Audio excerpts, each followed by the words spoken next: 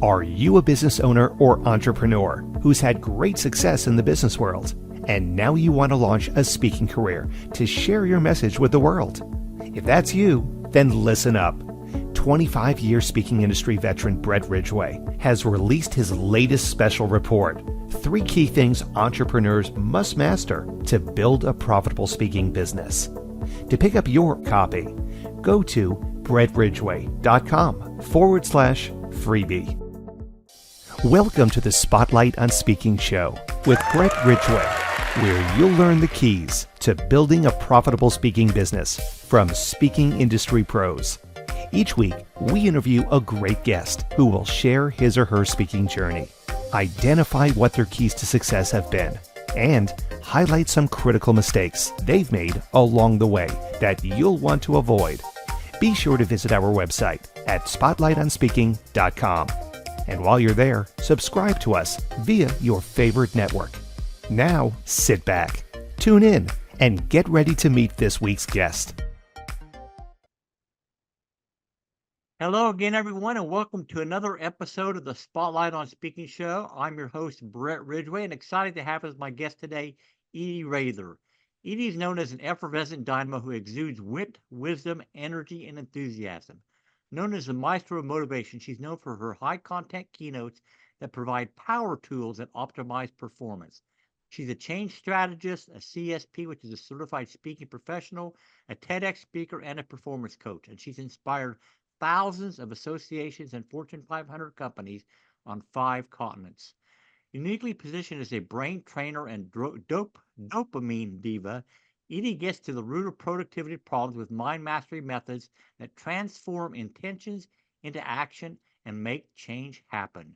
She's also a best-selling author and also a resource to all major media such as the Wall Street Journal, USA Today, and Reuters. She's also been a college professor, mental health counselor, and talk show host with ABC. Obviously, she's worn many, many hats and has a lot of experience to bring to the show today. She's also an authority on the other AI, accelerated innovation. Edie's nuts and bolts, results-oriented approach promises to challenge the way you think and change the way that you do business. Welcome, Edie, to the Spotlight on Speaking show. Brett, it's good to be here. It'll be fun. Yeah, let's have some fun. So, you've been at this game a long time, Edie. So, let's go back in time a little bit. So, what were you doing before you decided that you wanted to become a public speaker, and what was the impetus for you to take that tour? You know, I'm a little bit older than most of you. I'm in my 80s, so that's why my resume gets so dang long, if you've been around that long. But I started speaking way back in 1969 or 70. I remember moving to Green Bay. It was probably 70. And I will tell you, Brett, I never chose it. Back then it really wasn't. It was just coming in as a profession. We're talking about back in the Cavett Robert days.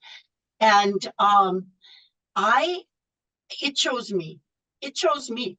It really did. I was just asked to do things. I had studied with Dale Marino, the father of psychodrama, so I do a lot of role playing. And when I moved from New York City back to Wisconsin, I just remember a mental health facility. And then I remember being on the front page of the Milwaukee Journal or Sentinel. And then assertiveness was new then. I mean, we're talking about 60 years ago, 50, 60, whatever. And so I did something on assertiveness, and I had never even heard of burnout. Somebody said, "Can you speak on burnout?" And I went to my said, what's burnout? Basically stress management. So I put together a program. But I have to say, it called me. And I was having a blast and getting paid to do what I love doing. And it just evolved. And I see some of my old letters that I wrote back in the early 70s and 80s, how I would, write to organizations. And it's been a great trip. I've been on 5 continents now. And I can honestly, I just said the other day, I was speaking in Atlantic City for SHRM, and the stage is my home. It really is. It's just, and one of my books, the first book, Why Cats Don't Bark, is on your soul's code and calling in life. and intuition, listening to that inner voice for guidance. And we reveal our calling in life, Brett, between the ages of 3 and 9. And so I ask people to think back, did your teacher, your mom, a neighbor say something about you? Because that's probably your calling in life. But I do remember my mother when I was about 5 years old. I remember her saying to the neighbors, Edie has the gift of gab. And so, if we're in sync with who we are meant to be, with our mission in life, our calling, our purpose, that's your home. That is your home. And I get paid to be home. That's the good part of it. But I love it. And I'll tell you, I've had a little bit of a sabbatical, probably about 20 years. I grew up in rural Wisconsin, Brett, and I'm just way too dang trusting. So my new talk is Unstoppable If You Can't Walk, Dance. And it's turning tragedy into triumph and bouncing back big. But I did very well as a therapist speaker in the 80s, 90s. I mean, I was 22 gigs a month. And I came down to North Carolina, lovely state, but somebody that had been a convicted felon, pardoned by the good old boys, had just gotten out of jail. Smooth guy. He was actually the mayor of Camp Lejeune's, Jacksonville, North Carolina. And he was put into jail for, what is that called? Fraud, embezzlement, whatever. But he would take people's insurance premiums and forget to turn them in and lived on them. And I gave him, I bought, I don't know what it was, like 40 lots, many oceanfront. So I basically gave him all my money because he promised he was going to sell one a month or one a week, make 5,000. Because leaving Wisconsin was scary. I had a great practice. And I lost everything. And I'm telling you, it's in my talk. I went from what Home and Garden, I built a house in the Raleigh area. I went from what Home and Garden channel called a mansion. That sounds pretentious, but that's what they called it. It was nice. I went from that to homeless. I had no flushing toilets, no running water for 15 months. But I talk about, it was just an inconvenience because I had one of the best spots on the lake. And I didn't look at what I didn't have. I looked at what I did have. And I always say to people, grow where you're planted. So I had my brain, I had my creativity, I had a laptop, and there was an electric pole outside. So I wrote 7 books. And so I, just being in court so much and struggling to just make sure I didn't lose this property because this is my own. I wasn't speaking, but I do a lot with mind mastery and visualization. I'll tell you, people spend 10, 15,000 to get on a TEDx stage, to get coached. All I did was visualize it. 2 months later, I'm on the TEDx stage. Now I have visualized, it's over $1 million to make this year. It just works for me and it'll work for you. And some people say, well, I tried it, it didn't work. What do you want to call it? The laws of attraction, mind mastery, neuroplasticity, it works. But you got to practice it.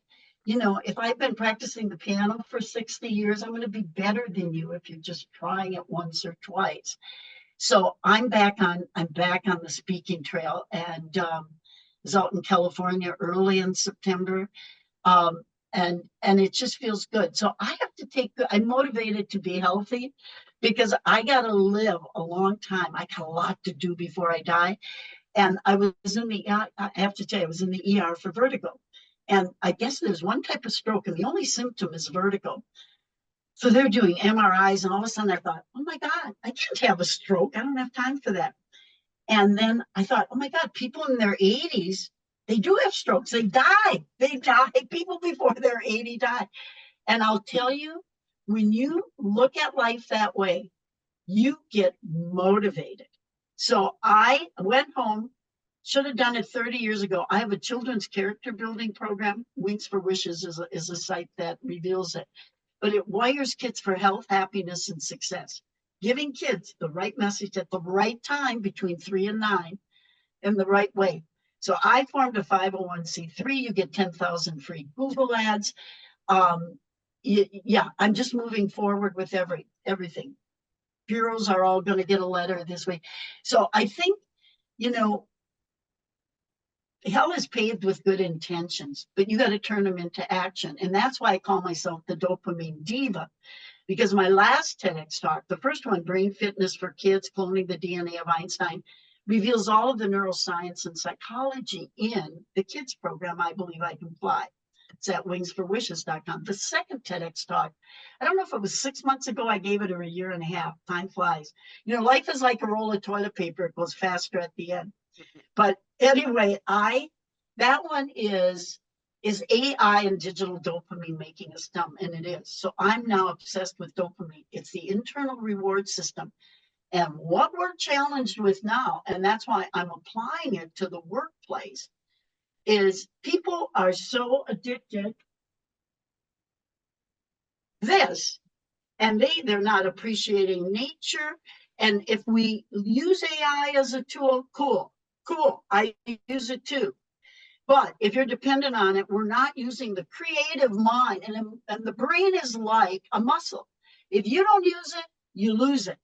And I'm here to save the brain and save creative thinking, because that's what created AI in the first place. So I've applied it now to neuromarketing, neuro wellness, because I have the healthcare background, and then of course to workplace productivity. So I just feel like a 20-year-old. I really do. I'm just starting all over, and I love it. And now it's time for you to talk.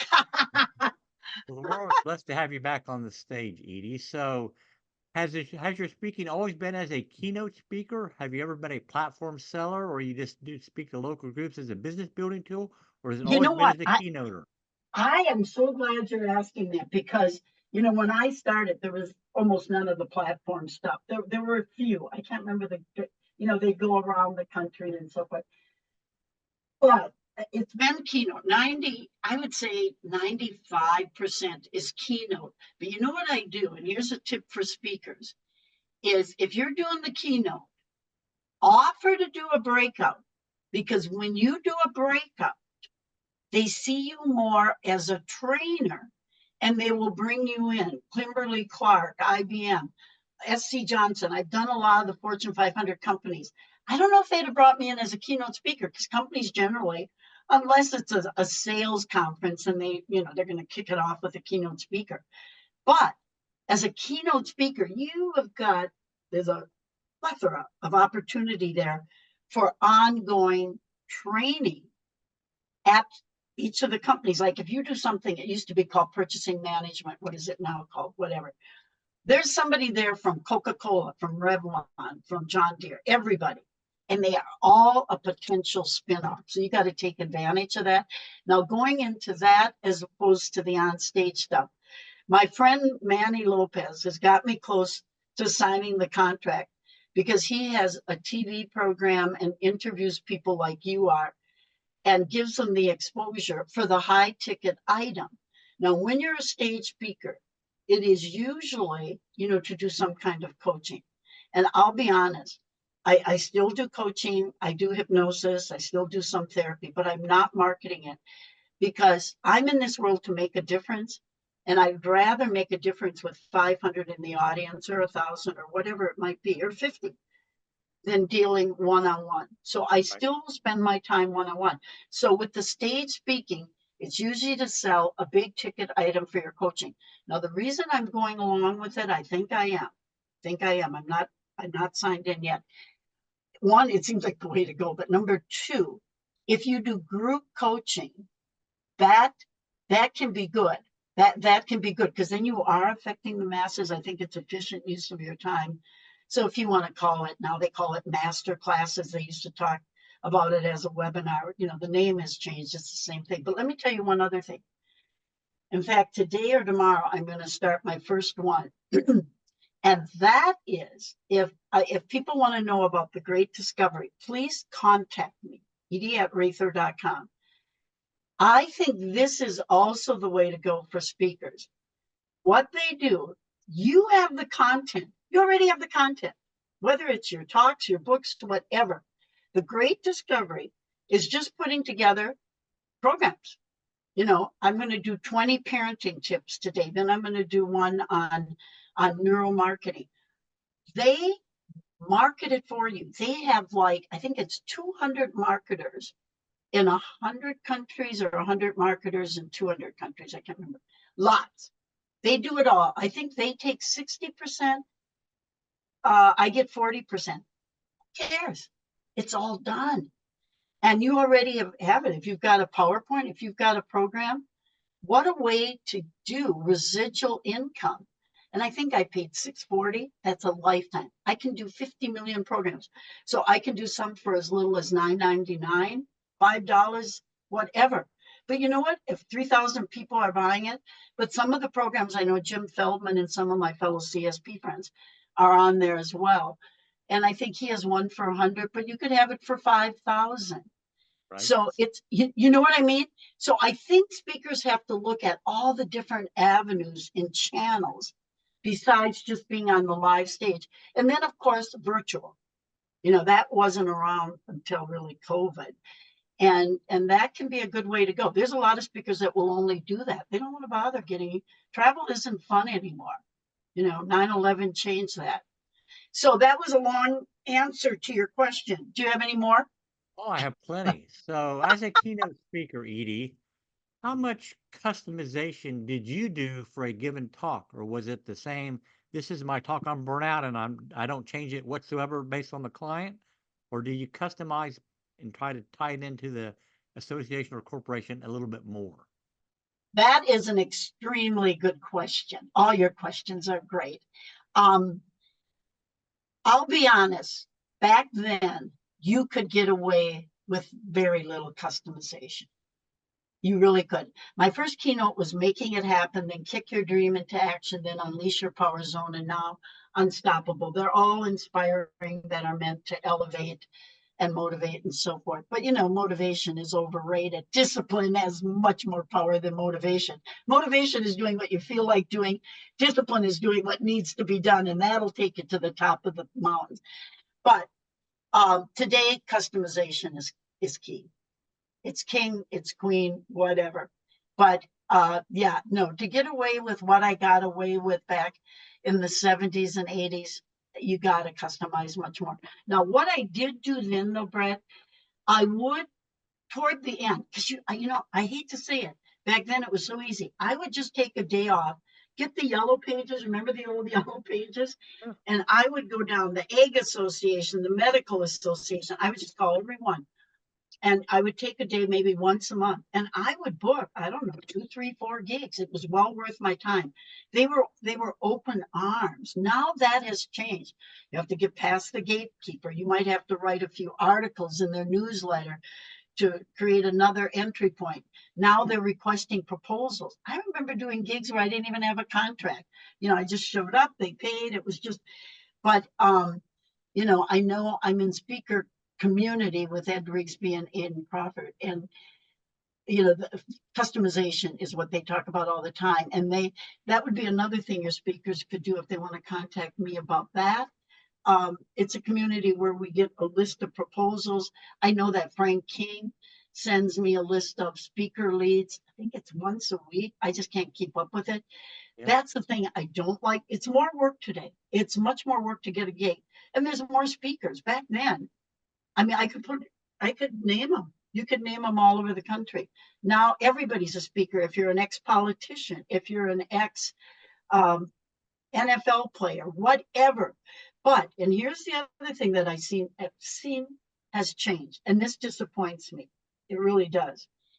I've seen them spend 50, 100 grand on a celebrity like Snooki, and I'll tell you the story there. And then professional speakers, I mean, a lot of them are expecting us to do it for nothing now. And I'm like, wait, 40, 50 years ago, you at least paid me 4 or 5 grand. Now you want me to do it for nothing. So I think that has become a changing scene as well. And you know what else happened back then? I don't see them as much anymore. A lot of the state chapters, Wisconsin had it, Colorado, I remember doing California. The chapters would have showcases, you know, and you'd pay $700 or $1,000.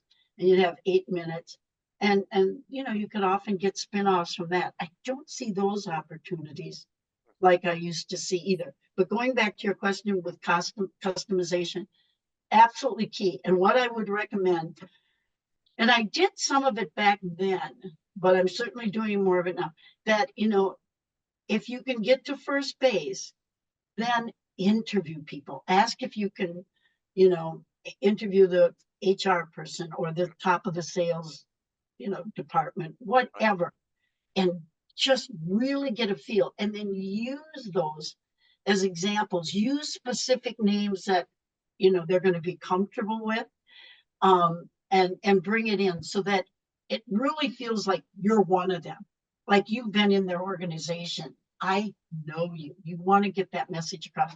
So absolutely today, can't do it without. Yep. You know All right, what? so And it isn't always that hard. You have your core talk, Mhm. and then you change the names of the innocent. You bring in a few examples. Now, my expertise is role playing, and that really engages people. I did SHRM in Singapore. And if you know much about Asians, and this isn't being positive, negative, I mean, we're just different. I mean, Italians seem to be a little more boisterous than German. It's just true. There's cultural differences. But Asians tend to be a little more refined, a little more introvert. You know what I mean? It's just a little quieter crowd. But when I did something on dealing with difficult people and I did all this role playing, oh my gosh, they just came alive. So the more that you can bring in interaction, experiential learning, if role playing, if you can be good at it, and you can get everybody up. So I don't just have you, Brett, and somebody else, two people talking to each other. What I do then is I have alter egos come up. So I got half the people on the stage. So, hey, John, because if Susie isn't hitting it right on, then she gets a shadow. And so you start having maybe 3 people on the interaction on each side. And then I take examples. Don't bring your own examples. Have those as backups, but make sure that you're asking, hey, what are the 3 challenges you're dealing with? And you can get that in the interview. So when you do the role playing, you can go right into it. all right, Okay. so I have a few other questions I'm going to ask you, Edie, but before we do, let's take a quick break for a word from our sponsor. Are you a business owner or entrepreneur who's had great success in the business world, and now you want to launch a speaking career to share your message with the world? If that's you, then listen up. 25-year speaking industry veteran Brett Ridgway has released his latest special report, 3 key things entrepreneurs must master to build a profitable speaking business. To pick up your copy, go to brettridgway.com/freebie. And we are back with the Spotlight on Speaking show. I'm a guest, Edie Raether. So, Edie, when you're doing a keynote speech, obviously in the platform selling world, success is measured in dollars and cents. How much did you sell from the stage? How do you measure the success of a keynote speech? How much did I sell from the stage? Now, when you do corporations and so forth, associations, they don't want you to, if they're paying Yeah. you, Let they me do let not. me rephrase the question. So, if you're a platform seller, success is measured in dollars and cents. If you're a keynote speaker, how do you measure success? Ah, the first thing that came to mind is getting hired again. When I got back from Atlantic City, before I landed, and I only did a workshop. I only did one of the breakouts, so I didn't have the whole audience because I'm just getting back. They don't know about me, but I got the highest reviews. And number 2, they already said, we want you to redo it virtually. This time, you're going to pay some money. So sometimes I'll do things for free. If I know it's an industry I want to get in and I'm going to have exposure, I think the best thing is doing a dang good job, because number 1, they're going to hire you back. They're going to have you do a virtual one. They'll have you do this. They might bring you into a company. And they talk to other SHRM groups. There's a chapter in every state, and they get together. So I still think the best marketing tool is really doing a really good job.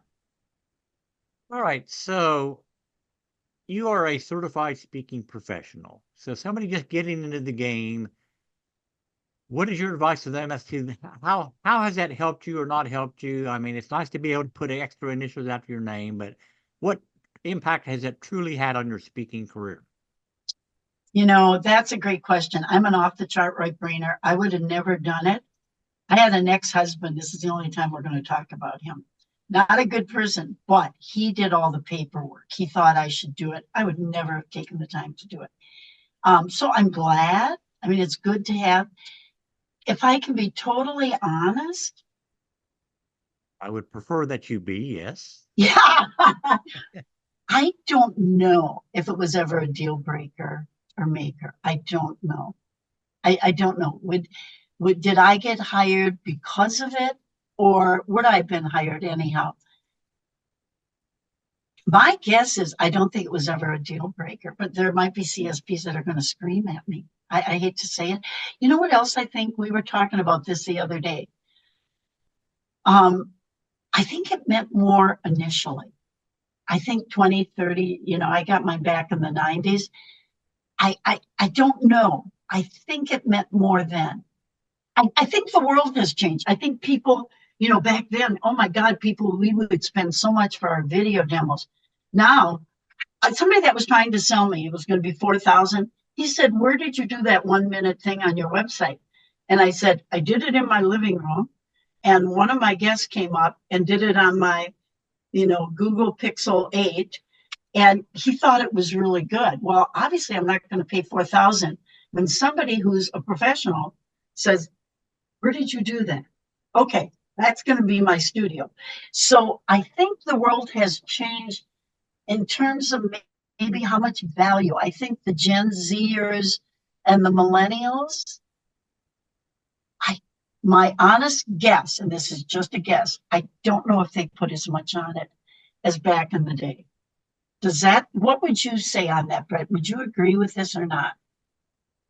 I think it is more like these days doing a TEDx talk is. It looks good on your resume, and people put it on the resume to make them look more important or whatever. But does it really get you any more business or whatever? My gut says no, but I haven't been down that path, Edie, so I can't speak to it. You know what? And you know what definitively. I'll say? Yeah, did it help Brene Brown? Oh yeah, it took her from, I don't know, is she making 70,000 a year as a college professor? Now she's all over.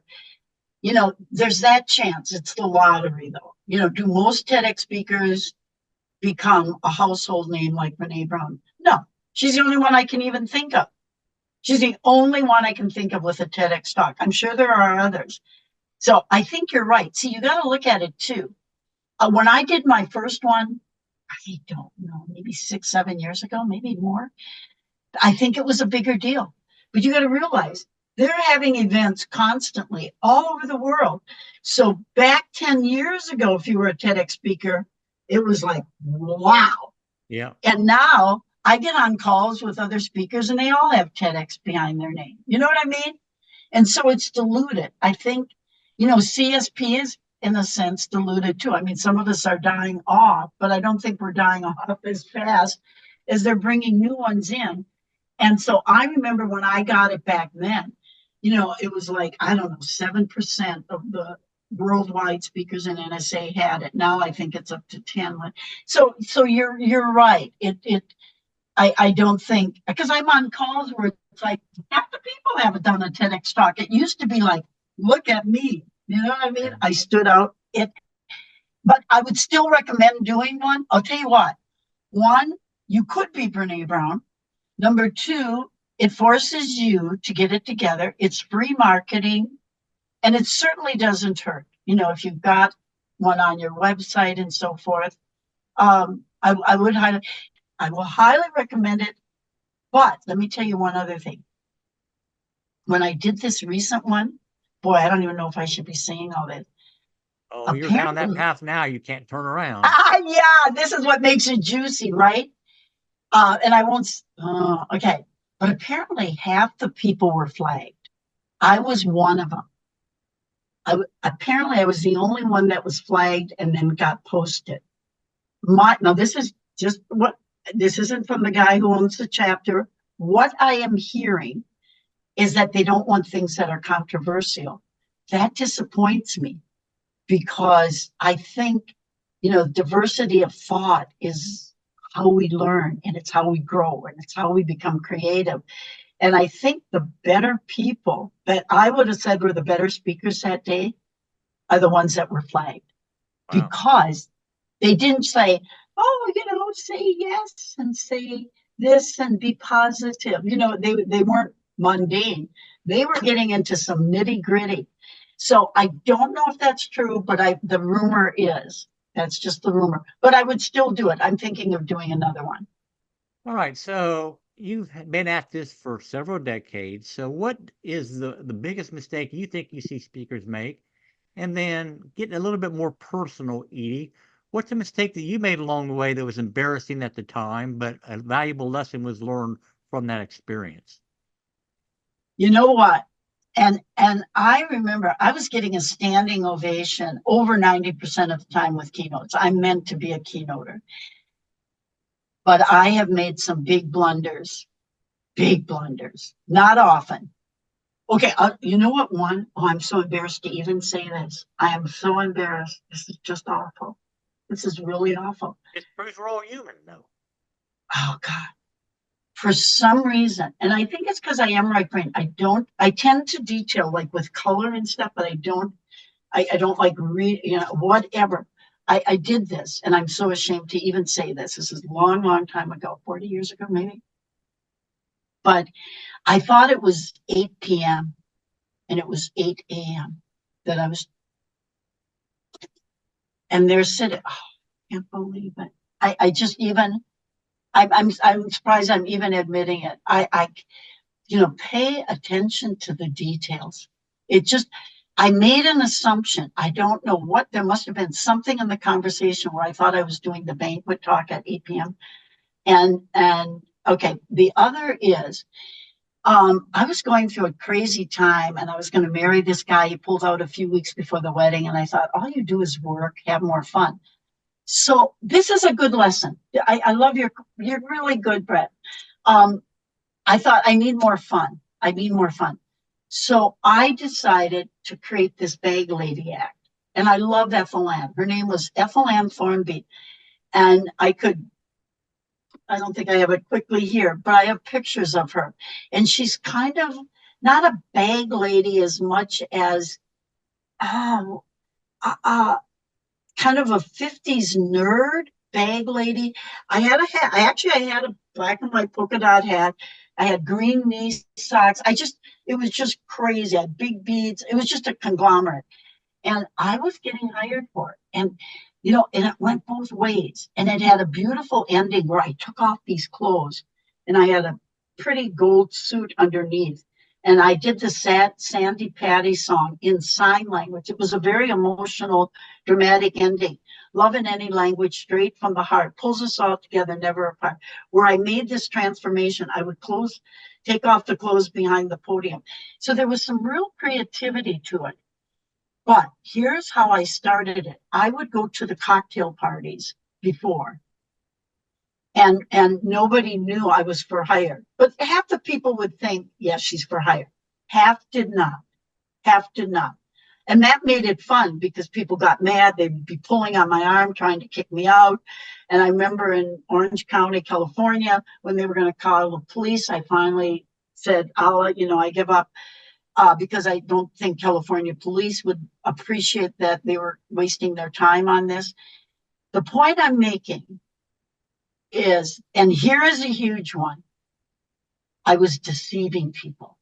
And the people that bought into it, I could play. I'm really good at playing off a crowd. I could play off of it and it was funny, but it was funny at someone else's expense. And I'm getting goosebumps. That is probably the best lesson I can teach you. Never be funny at someone else's expense. And never have anything, that will embarrass them or any ounce of deception. One time I think the guy could have killed me. So it was fun while it was going because the people that would buy in.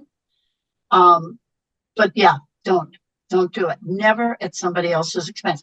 I've seen a lot of overweight speakers and they play off their weight and they're hysterical. What's her name? She lives in North Carolina.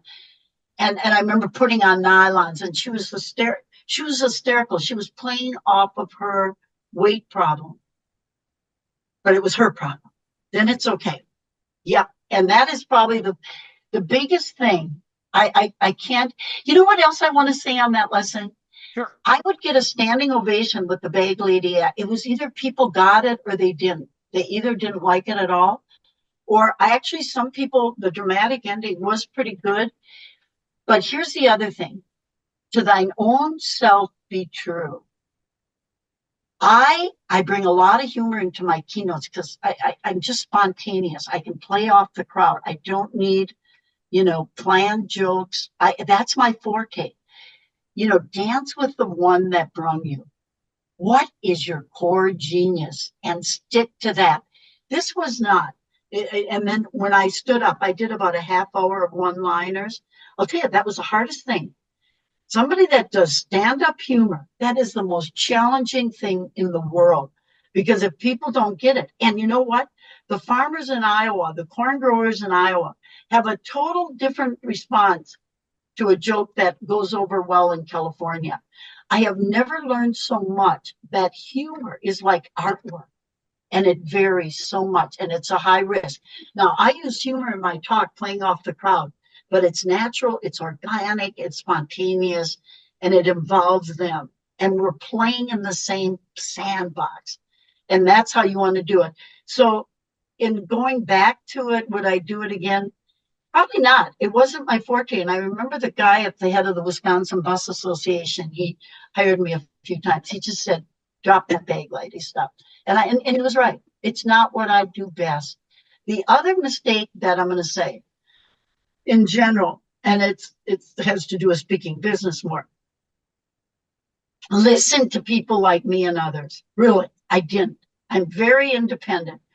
And I've got 11, 12 sheds outside. And I have a 5,000 square foot house, but I have because I lost everything, I put Airbnb apartments, bounce back big very quickly. But I can't throw them out. But I have folders. Remember those folders when we used to send out media kits? If you guys want VHS, I've given them to Goodwill. I never see them on the shelf. I know they're throwing them out. It was always cheaper to have 10,000 made. So I had 10,000 folders made. I had VHS galore, and then DVDs came out, and now it's all digital. I have DVDs. I have thousands of VHS. I'll give them to you for free. I'll pay you to take them. And I have those folders. Beautiful, very expensive folders. Ooh, you know what? Look what I have here. This was not cheap. It has a die cut. I had this made. Oh my God, look at this. These were not cheap. I won't even tell you the thought. Remember they say have a lot of space, then the verbiage at the end, this is a die cut. I won't throw them out. I take them to my meetings and I say, look, I can't throw them out. You take them, you throw them out, nobody will take them. But change. The industry changes. Digital came in. People had websites. They don't want to carry this crap with them. VHSs went out. It was digital. Nobody gets, I used to spend thousands sending out media kits. It's all online now. Listen to those before you. And I remember people saying, don't make so many. One-sheeters, don't make so many. My garage is full of inventory because I didn't listen. And then, you know what happened with the books? The first one is almost sold out. I did 10,000 copies of each because everybody, this is good too. Okay, I'm getting on something else. Then Kindle came out. So the books that I wrote later when I wasn't speaking as much because I met the crooks, I got all these dang books and people, they're reading them online. They want Kindle, they want ebooks. And so, yeah, if you want books, hey, I'll give you a good deal. So just learn from the people before you because change has changed. The velocity of change has changed. Dan Burrus talks about change too. And I remember him saying like 40 years ago, the velocity of change has changed. Well, you know what? And he would say there's more change in the last 2 weeks than the last 100 years, whatever. Now, there's more change in 2 weeks than there has been, in the last trillion years, whatever. It's crazy. And the more that you can anticipate change, the better. I want to say something else about books. So everybody said as a speaker, you have to have a book. I have some good books. One is the Why Cats Don't Bark is actually a bestseller in China. That's a thing to know too. It can help you get your books abroad. But China doesn't pay. They don't believe in paying for intellectual property. My bullying book, I can honestly say, I think it's the best one out there. I had a couple in between, Winning, Sex for the Soul. I'm all over the place. But anyway, that's what took away my speaking career. I started writing books because I was told it gives you more authority as a speaker. It gives you more credibility. I made the mistake of writing too many. I lost my momentum speaking. I didn't have to do any marketing. The word was out. All of the people. So now I'm thinking, okay, I'm going to go back. Half the associations don't even exist anymore. They died off. And the people I worked with, they're either dead or they're retired. Never lose your momentum. And as far as writing the books, they're my children. I love them. I put my energy into them. They're all very different. I mean, Sex for the Soul, and then they're just all over. And then a kid's book, I Believe I Can Fly.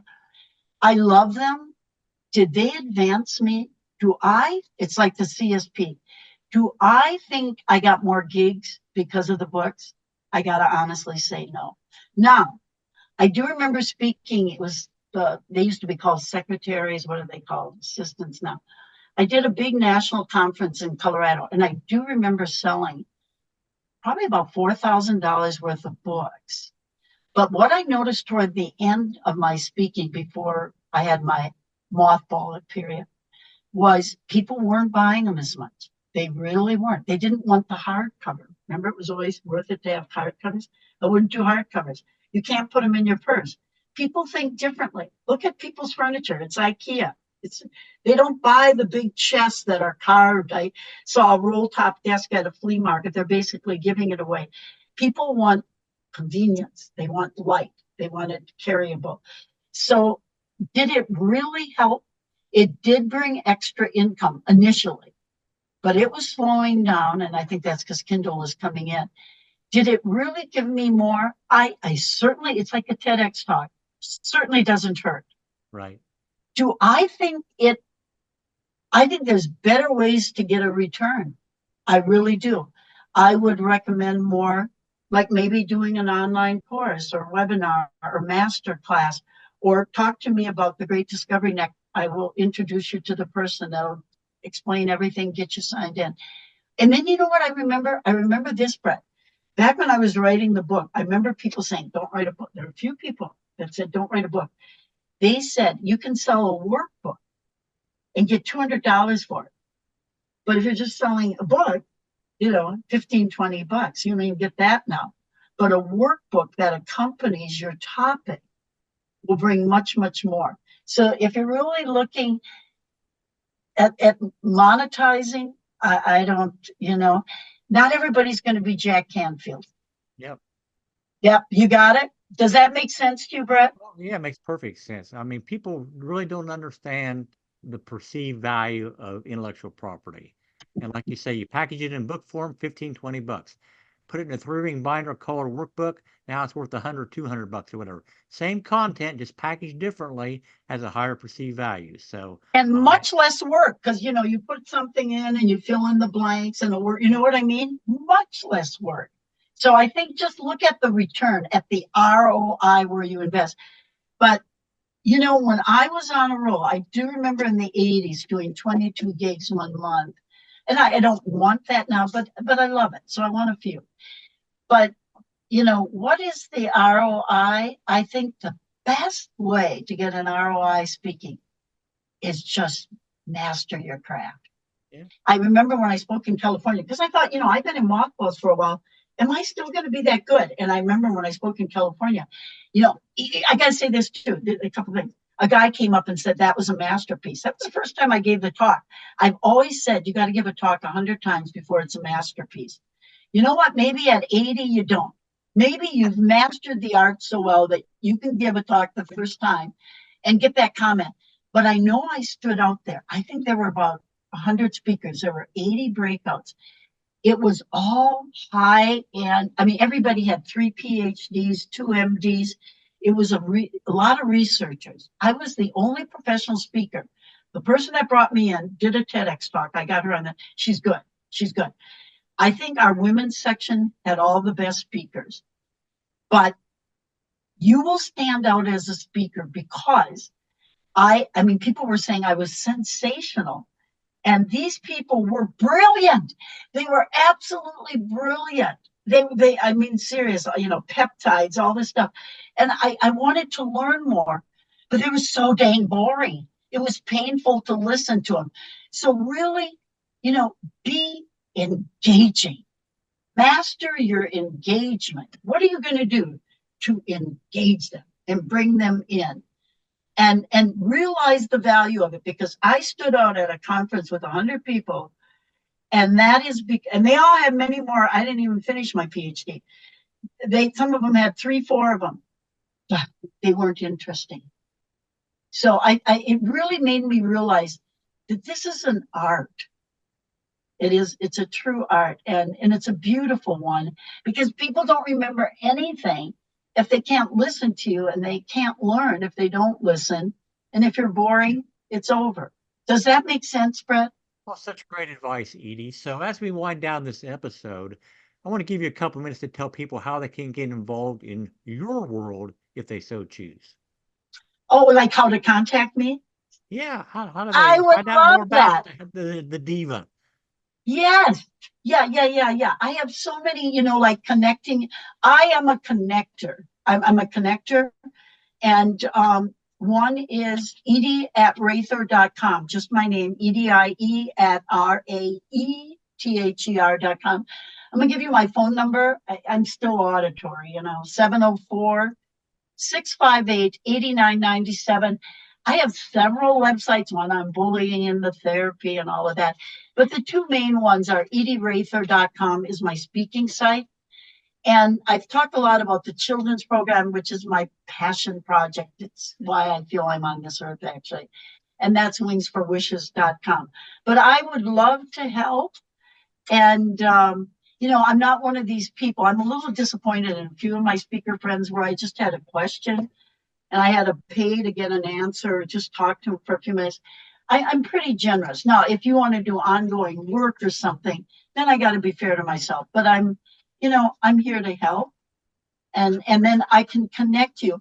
Like Linda Fizz, she has Lead Hership Global. If you're a female, she's one of the best women you can be connected with. She's got, a leadership global group for women all over the world. So I'm very, very connected. And like I mentioned, the Great Discovery Network, there's just things that I can connect you to.